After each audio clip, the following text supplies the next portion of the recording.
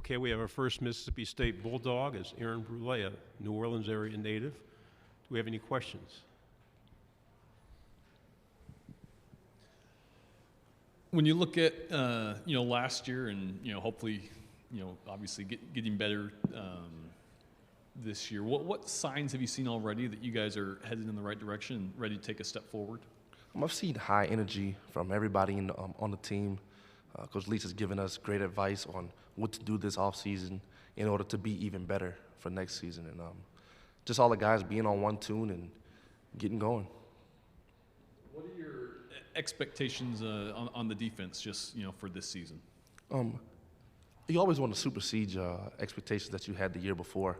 And just having high energy guys like we do have and being on one tune and getting ready for fall camp and things of that sort, we're definitely ready to get after it. And when you look at 2021, hopefully more of a normal season compared to last year when stadiums were half or a quarter full, how exciting is it to be able to play in front of more fans?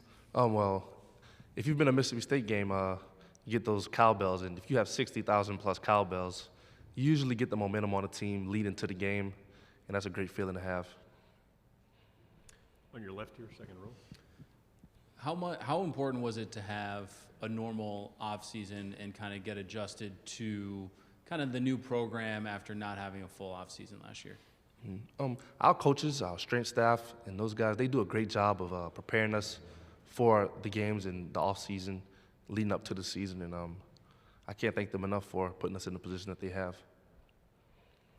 On the second row to your right. You guys returned to Texas A&M to play at Kyle Field this season. What do you remember from the atmosphere at Kyle Field 2 years ago, and what's it like playing in front of those fans? Actually, that was my sophomore year, and I actually believe that I pulled my hamstring or something that year. And I didn't get to fully play, which I was going to play a lot that game, and I really look forward to playing there again. They have like 103,000 people or something like that. It's really electric, so I can't wait to get there. You guys went into Baton Rouge last year and had a great opener. How was that day for you?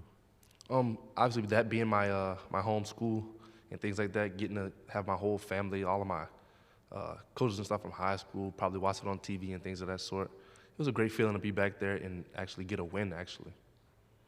What's your best Mike Leach story? So it just went off my head. On the plane here, he was giving us a story about about boxing in general. Because our O-linemen at school, they do like boxing drills and things of that sort for workouts and stuff like that. And he was saying that most of the time, O-linemen and things of that sort, they push heavyweight, they squat heavyweight, and they don't necessarily have extremely quick hands to, maybe chop down the hands of D-linemen and blitzing linebackers and stuff like that. So having quick hands is something that he is big on, and he gave that boxing story that he had.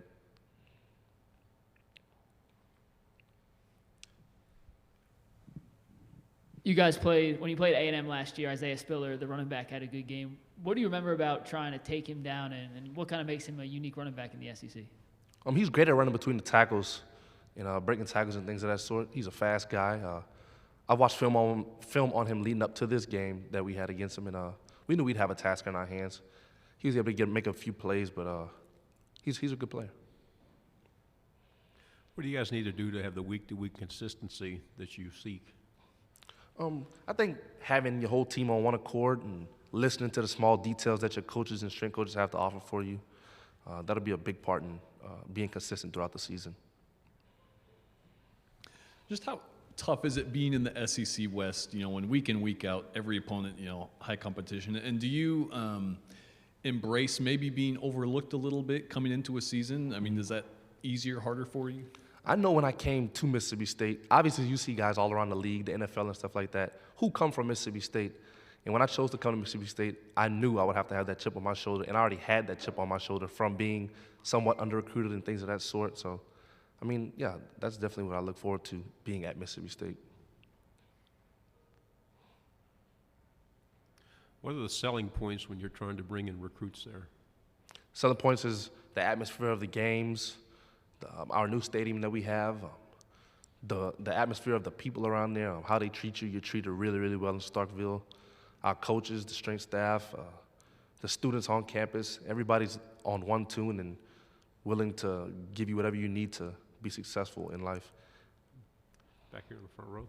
You know, you've already talked a little bit about the defense, but going against your offense in practice, what have you seen from them, and you know, what do you expect this offense to, you know, how dynamic do you expect them to be this year?